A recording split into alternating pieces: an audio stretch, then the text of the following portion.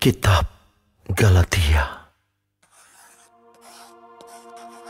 dari Paulus, seorang rasul, bukan karena manusia, juga bukan oleh seorang manusia, melainkan oleh Yesus Kristus dan Allah Bapa yang telah membangkitkan Dia dari antara orang mati, dan dari semua saudara-saudara yang ada bersama-sama dengan aku.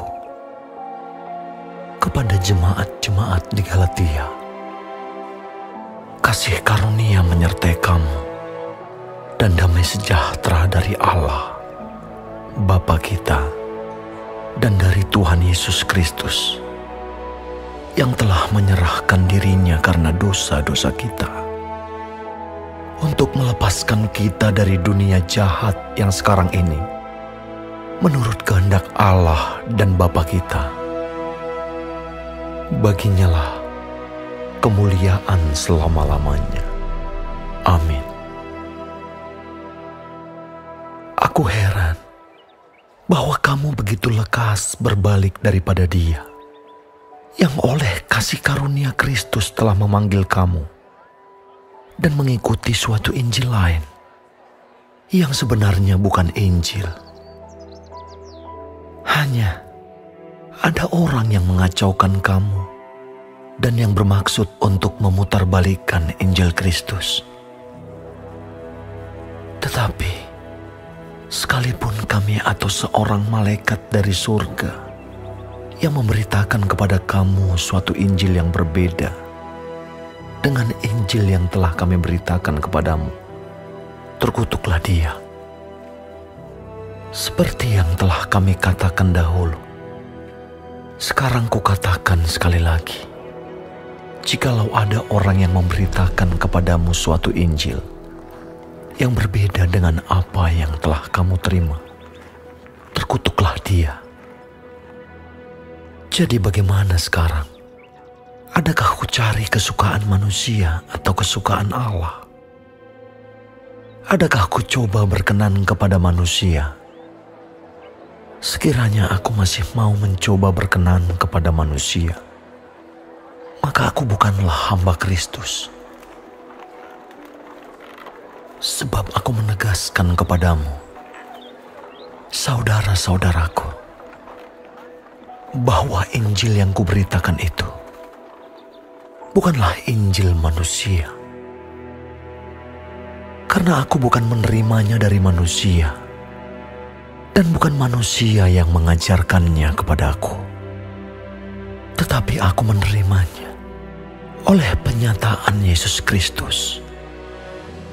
Sebab kamu telah mendengar tentang hidupku dahulu dalam agama Yahudi. Tanpa batas aku menganiaya jemaat Allah dan berusaha membinasakannya.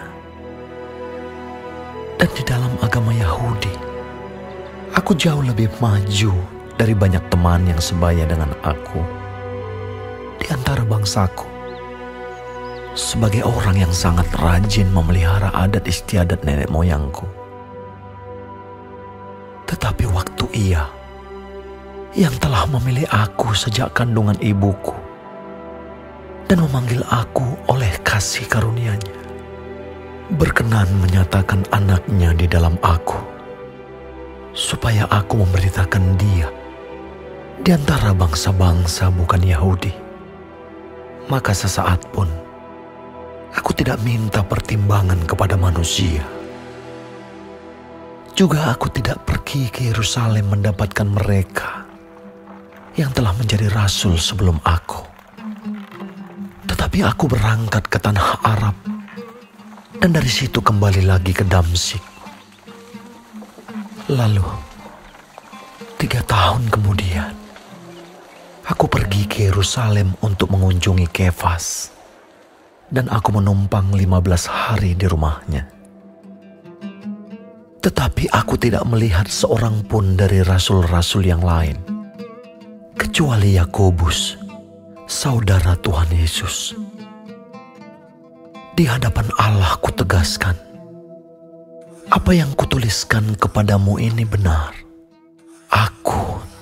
berdusta. Kemudian aku pergi ke daerah-daerah Syria dan Kilikia. Tetapi rupaku tetap tidak dikenal oleh jemaat-jemaat Kristus di Yudea. Mereka hanya mendengar bahwa Ia yang dahulu menganiaya mereka sekarang memberitakan iman yang pernah hendak dibinasakannya. Dan mereka memuliakan Allah karena aku.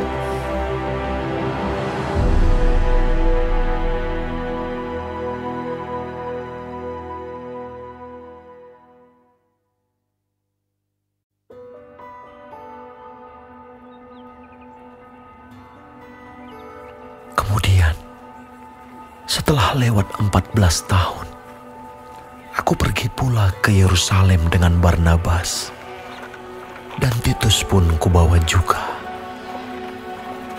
Aku pergi berdasarkan suatu penyataan,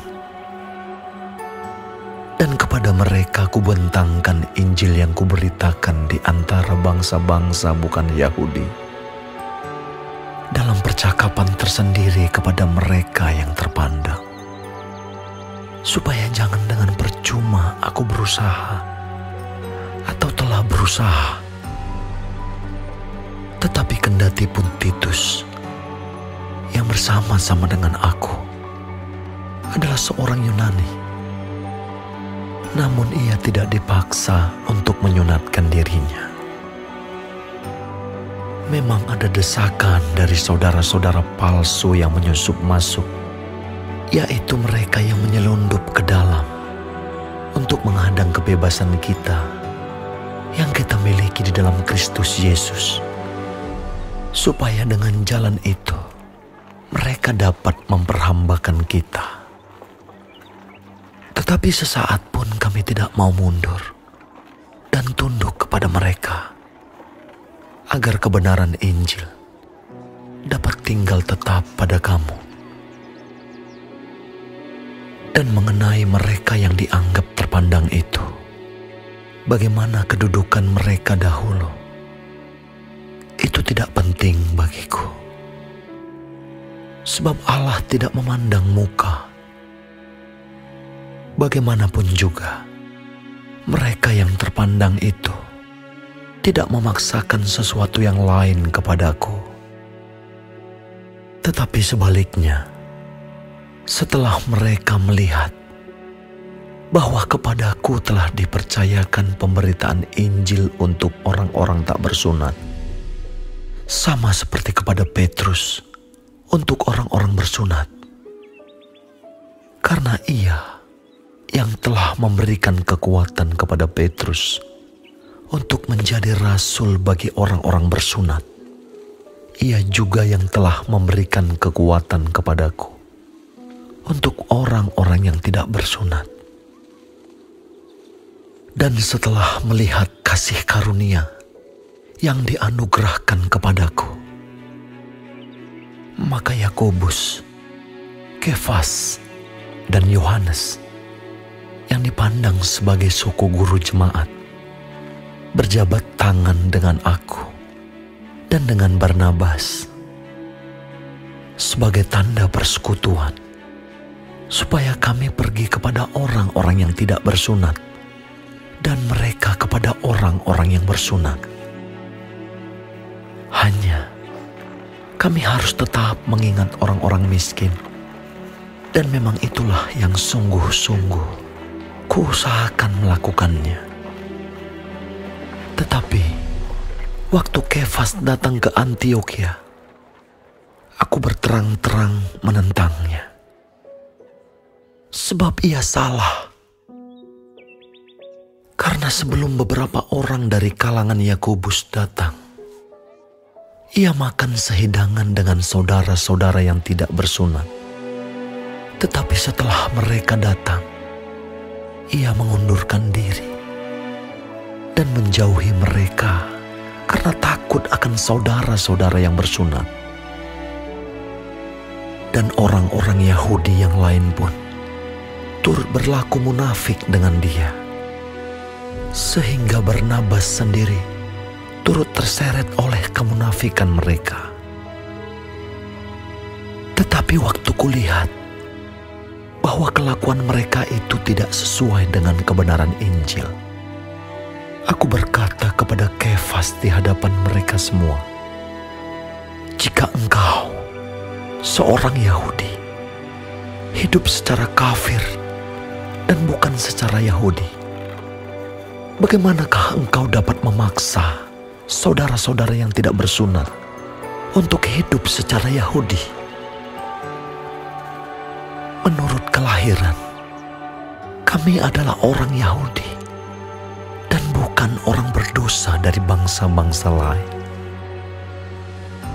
Kamu tahu bahwa tidak seorang pun yang dibenarkan oleh karena melakukan hukum Taurat, tetapi hanya oleh karena iman dalam Kristus Yesus. Sebab itu kami pun telah percaya kepada Kristus Yesus, supaya kami dibenarkan oleh karena iman dalam Kristus dan bukan oleh karena melakukan hukum Taurat. Sebab tidak ada seorang pun yang dibenarkan oleh karena melakukan hukum Taurat. Tetapi jika kami sendiri, sementara kami berusaha untuk dibenarkan dalam Kristus, ternyata adalah orang-orang berdosa, apakah hal itu berarti bahwa Kristus adalah pelayan dosa? Sekali-kali tidak. Karena jikalau aku membangun kembali apa yang telah kurombak, aku menyatakan diriku sebagai pelanggar hukum Taurat. Sebab aku telah mati oleh hukum Taurat untuk hukum Taurat, supaya aku hidup untuk Allah. Aku telah disalibkan dengan Kristus. Namun aku hidup, tetapi bukan lagi aku sendiri yang hidup, melainkan Kristus yang hidup di dalam aku.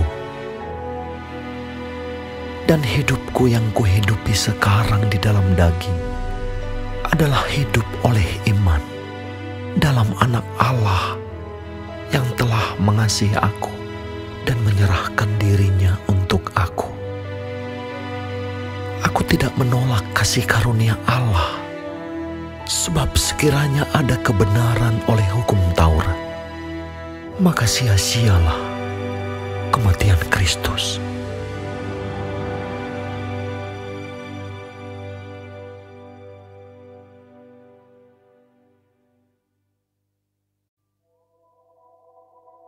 Hai orang-orang Galatia yang bodoh, siapakah yang telah mempesona kamu?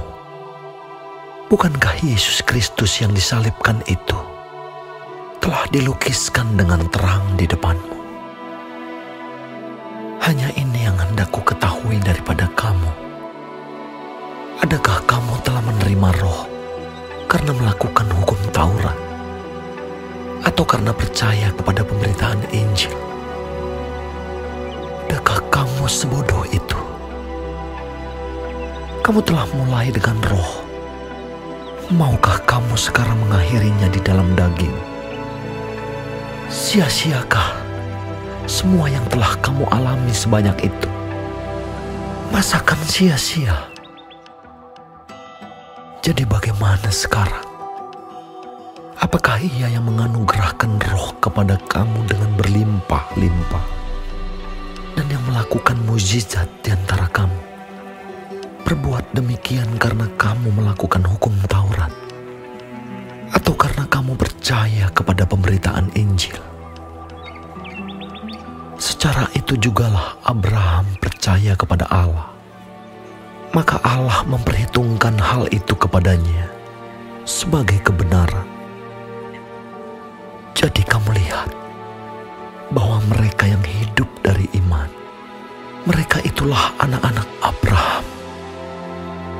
Dan kitab suci yang sebelumnya mengetahui bahwa Allah membenarkan orang-orang bukan Yahudi oleh karena iman, telah terlebih dahulu memberitakan Injil kepada Abraham. Olehmu, segala bangsa akan diberkati. Jadi mereka yang hidup dari iman, mereka yang diberkati bersama-sama dengan Abraham yang beriman itu.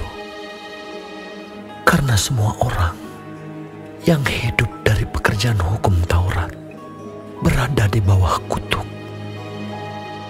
Sebab ada tertulis, terkutuklah orang yang tidak setia melakukan segala sesuatu yang tertulis dalam kitab hukum Taurat.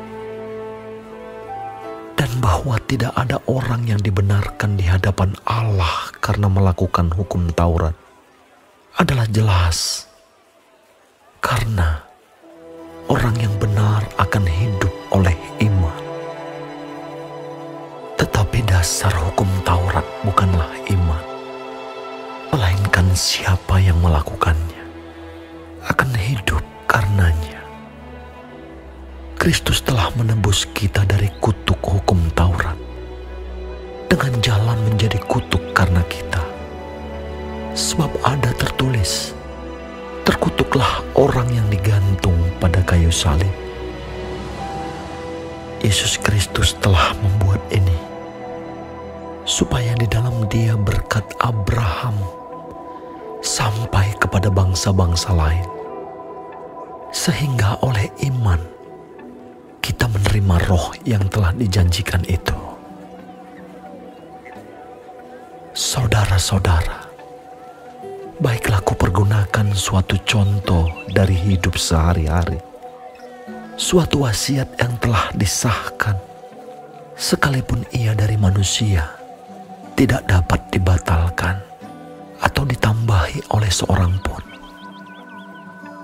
Adapun kepada Abraham diucapkan segala janji itu, dan kepada keturunannya. Tidak dikatakan kepada keturunan-keturunannya, seolah-olah dimaksud banyak orang, tetapi hanya satu orang, dan kepada keturunanmu, yaitu Kristus. Maksudku ialah janji yang sebelumnya telah disahkan Allah tidak dapat dibatalkan oleh hukum Taurat yang baru terbit 430 tahun kemudian, sehingga janji itu hilang kekuatannya. Sebab jikalau apa yang ditentukan Allah berasal dari hukum Taurat, ia tidak berasal dari janji. Tetapi justru oleh janjilah Allah telah menganugerahkan kasih karunia-Nya kepada Abraham. Kalau demikian, apakah maksudnya hukum Taurat?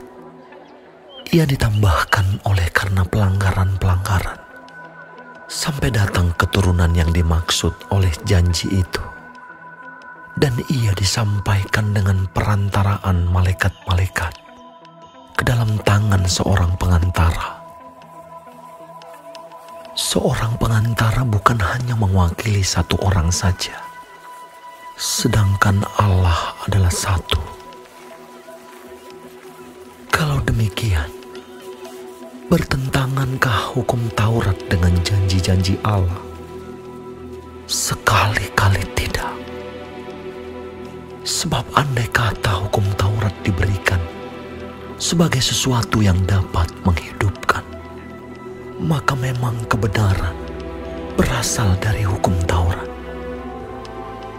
Tetapi kitab suci telah mengurung segala sesuatu di bawah kekuasaan dosa, supaya oleh karena iman dalam Kristus, janji itu diberikan kepada mereka yang percaya. Sebelum iman itu datang, kita berada di bawah pengawalan hukum Taurat dan dikurung sampai iman itu telah dinyatakan. Jadi, hukum Taurat adalah penuntun bagi kita sampai Kristus datang, supaya kita dibenarkan karena iman. Sekarang iman itu telah datang, itu, kita tidak berada lagi di bawah pengawasan penuntun. Sebab kamu semua adalah anak-anak Allah karena iman di dalam Yesus Kristus. Karena kamu semua yang dibaptis dalam Kristus telah mengenakan Kristus. Dalam hal ini, tidak ada orang Yahudi atau orang Yunani. Tidak ada hamba atau orang merdeka. Tidak ada laki-laki atau perempuan. Karena kamu semua adalah satu di dalam Kristus Yesus. Dan jikalau kamu adalah milik Kristus, maka kamu juga adalah keturunan Abraham dan berhak menerima janji Allah.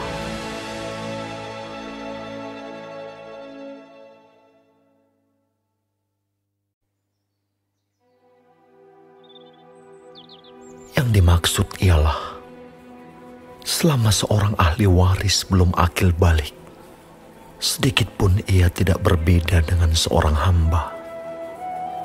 Sungguh pun ia adalah tuan dari segala sesuatu. Tetapi ia berada di bawah perwalian dan pengawasan, sampai pada saat yang telah ditentukan oleh Bapanya. Demikian pula kita. Selama kita belum akil balik, kita takluk juga kepada roh-roh dunia.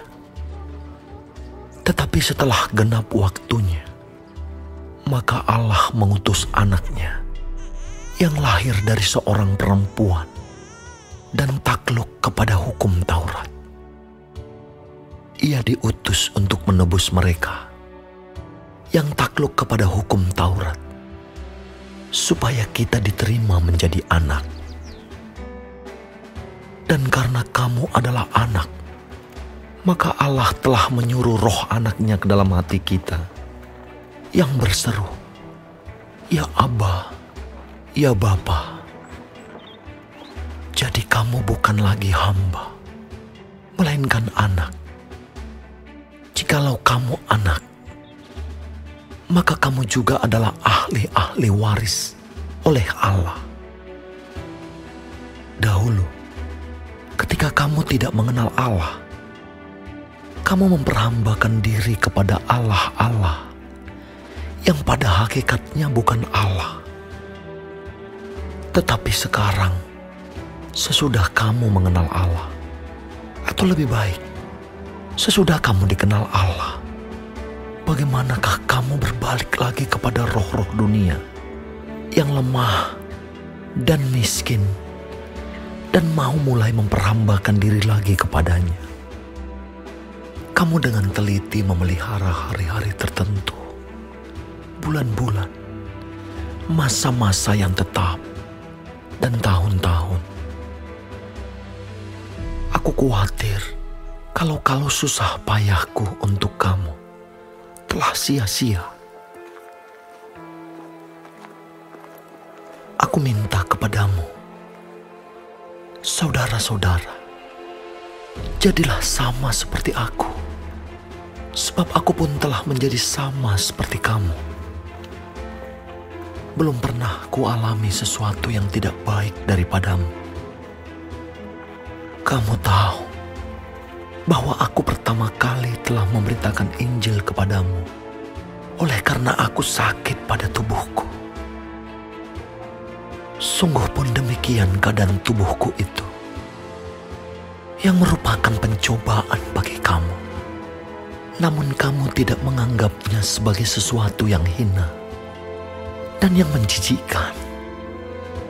Tetapi kamu telah menyambut aku sama seperti menyambut seorang malaikat Allah, malahan sama seperti menyambut Kristus Yesus sendiri. Betapa bahagianya kamu pada waktu itu. Dan sekarang, di manakah bahagiamu itu? Karena aku dapat bersaksi tentang kamu, bahwa jika mungkin, kamu telah mencungkil matamu dan memberikannya kepadaku. Apakah dengan mengatakan kebenaran kepadamu, aku telah menjadi musuhmu. Mereka dengan giat berusaha untuk menarik kamu, tetapi tidak dengan tulus hati, karena mereka mau mengucilkan kamu, supaya kamu dengan giat mengikuti mereka. Memang baik kalau orang dengan giat berusaha menarik orang lain dalam perkara-perkara yang baik, asal pada setiap waktu, dan bukan hanya bila aku ada di antaramu. Hai anak-anakku, karena kamu aku menderita sakit bersalin lagi, sampai rupa Kristus menjadi nyata di dalam kamu. Betapa rinduku untuk berada di antara kamu pada saat ini, dan dapat berbicara dengan suara yang lain, karena aku telah habis akal menghadapi kamu. Katakanlah kepadaku, hai kamu yang mau hidup di bawah hukum Taurat, tidakkah kamu mendengarkan hukum Taurat? Bukankah ada tertulis bahwa Abraham mempunyai 2 anak, seorang dari perempuan yang menjadi hambanya, dan seorang dari perempuan yang merdeka. Tetapi anak dari perempuan yang menjadi hambanya itu diperanakan menurut daging, dan anak dari perempuan yang merdeka itu oleh karena janji. Ini adalah suatu kiasan, sebab kedua perempuan itu adalah 2 ketentuan Allah. Yang satu berasal dari Gunung Sinai dan melahirkan anak-anak perhambaan. Itulah Hagar. Hagar ialah Gunung Sinai di tanah Arab, dan ia sama dengan Yerusalem yang sekarang, karena ia hidup dalam perhambaan dengan anak-anaknya. Tetapi Yerusalem surgawi adalah perempuan yang merdeka, dan ialah ibu kita. Karena ada tertulis, bersukacitalah hai si mandul yang tidak pernah melahirkan, bergembira dan bersorak-sorailah, hai engkau yang tidak pernah menderita sakit bersalin, sebab yang ditinggalkan suaminya akan mempunyai lebih banyak anak daripada yang bersuami. Dan kamu, saudara-saudara, kamu sama seperti Ishak adalah anak-anak janji. Tetapi seperti dahulu, dia yang diperanakan menurut daging menganiaya yang diperanakan menurut roh. Demikian juga sekarang ini. Tetapi apa kata nas kitab suci?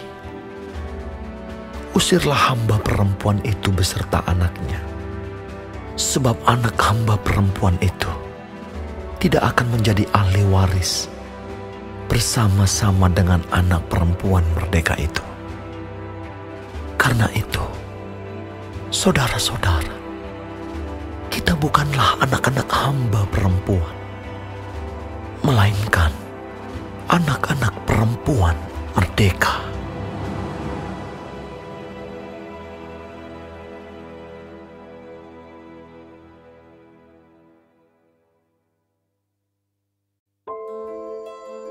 Supaya kita sungguh-sungguh merdeka, Kristus telah memerdekakan kita.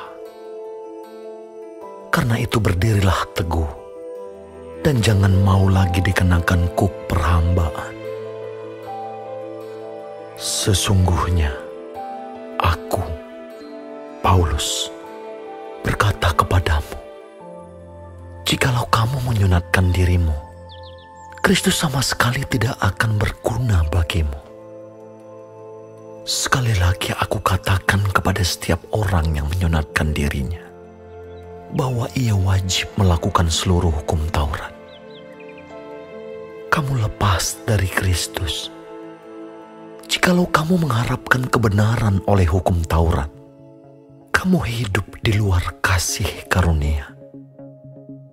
Sebab oleh roh dan karena iman, kita menantikan kebenaran yang kita harapkan. Sebab bagi orang-orang yang ada di dalam Kristus Yesus, hal bersunat atau tidak bersunat tidak mempunyai sesuatu arti. Hanya iman yang bekerja oleh kasih.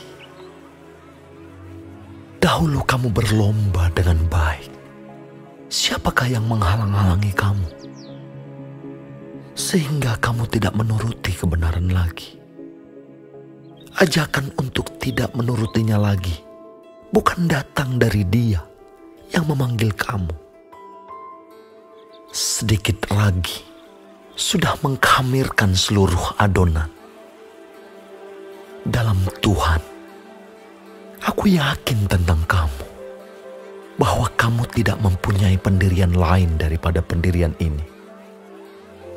Tetapi barang siapa yang mengacaukan kamu, ia akan menanggung hukumannya, siapapun juga dia. Dan lagi aku ini, saudara-saudara, jikalau aku masih memberitakan sunat, mengapakah aku masih dianiaya juga? Sebab kalau demikian, salib bukan batu sandungan lagi. Baiklah mereka yang menghasut kamu itu, mengebirikan saja dirinya. Saudara-saudara, memang kamu telah dipanggil untuk merdeka. Tetapi janganlah kamu mempergunakan kemerdekaan itu sebagai kesempatan untuk kehidupan dalam dosa. Melainkan, layanilah seorang akan yang lain oleh kasih. Sebab seluruh hukum Taurat tercakup dalam satu firman ini, yaitu, kasihilah sesamamu manusia seperti dirimu sendiri. Tetapi, jikalau kamu saling menggigit dan saling menelan, awaslah supaya jangan kamu saling membinasakan. Maksudku ialah, hiduplah oleh Roh, maka kamu tidak akan menuruti keinginan daging. Sebab keinginan daging berlawanan dengan keinginan Roh, dan keinginan Roh berlawanan dengan keinginan daging, karena keduanya bertentangan. Sehingga kamu setiap kali tidak melakukan apa yang kamu kehendaki. Akan tetapi, jikalau kamu memberi dirimu dipimpin oleh Roh, maka kamu tidak hidup di bawah hukum Taurat.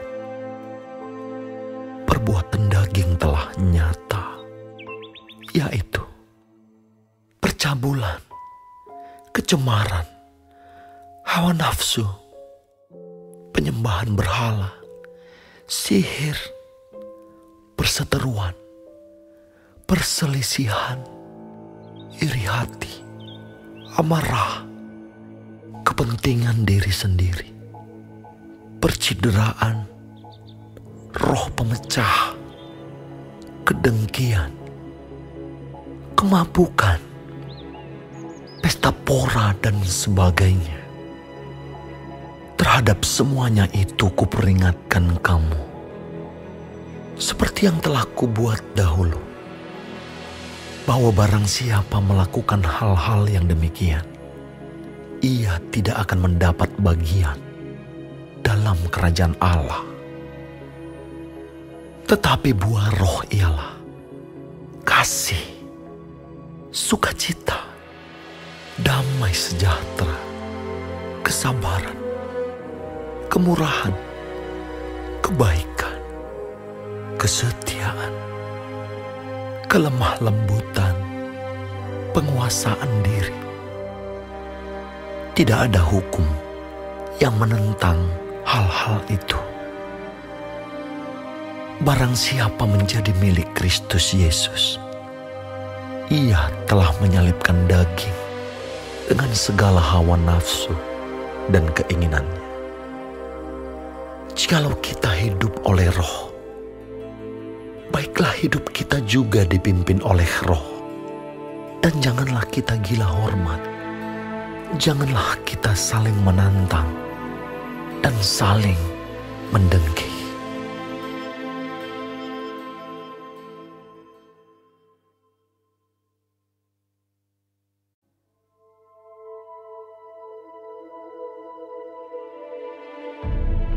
Saudara-saudara, kalaupun seorang kedapatan melakukan suatu pelanggaran, maka kamu yang rohani harus memimpin orang itu ke jalan yang benar dalam roh lemah lembut, sambil menjaga dirimu sendiri, supaya kamu juga jangan kena pencobaan. Bertolong-tolonganlah menanggung beban. Demikianlah kamu memenuhi hukum Kristus. Sebab kalau seorang menyangka bahwa ia berarti, padahal ia sama sekali tidak berarti, ia menipu dirinya sendiri. Baiklah tiap-tiap orang menguji pekerjaannya sendiri, maka ia boleh bermegah melihat keadaannya sendiri dan bukan melihat keadaan orang lain. Sebab tiap-tiap orang akan memikul tanggungannya sendiri. Dan baiklah dia yang menerima pengajaran dalam firman, membagi segala sesuatu yang ada padanya dengan orang yang memberikan pengajaran itu. Jangan sesat. Allah tidak membiarkan dirinya dipermainkan. Karena apa yang ditabur orang, itu juga yang akan dituainya. Sebab barang siapa menabur dalam dagingnya, ia akan menuai kebinasaan dari dagingnya. Tetapi barang siapa menabur dalam roh, ia akan menuai hidup yang kekal dari roh itu. Janganlah kita jemu-jemu berbuat baik, karena apabila sudah datang waktunya, kita akan menuai jika kita tidak menjadi lemah. Karena itu, selama masih ada kesempatan bagi kita, marilah kita berbuat baik kepada semua orang, tetapi terutama kepada kawan-kawan kita seiman. Lihatlah bagaimana besarnya huruf-huruf yang kutulis kepadamu dengan tanganku sendiri. Mereka yang secara lahiriah suka menonjolkan diri, merekalah yang berusaha memaksa kamu untuk bersunat, hanya dengan maksud supaya mereka tidak dianiaya karena salib Kristus. Sebab mereka yang menyunatkan dirinya pun tidak memelihara hukum Taurat, tetapi mereka menghendaki supaya kamu menyunatkan diri, agar mereka dapat bermegah atas keadaanmu yang lahiriah. Tetapi aku sekali-kali tidak mau bermegah selain dalam salib Tuhan kita Yesus Kristus. Sebab olehnya dunia telah disalibkan bagiku dan aku bagi dunia. Sebab bersunat atau tidak bersunat tidak ada artinya, tetapi menjadi ciptaan baru, itulah yang ada artinya. Dan semua orang yang memberi dirinya dipimpin oleh patokan ini, turunlah kiranya damai sejahtera dan rahmat atas mereka dan atas Israel milik Allah. Selanjutnya, janganlah ada orang yang menyusahkan aku, karena pada tubuhku ada tanda-tanda milik Yesus. Kasih karunia Tuhan kita Yesus Kristus menyertai roh kamu, saudara-saudara. Amin.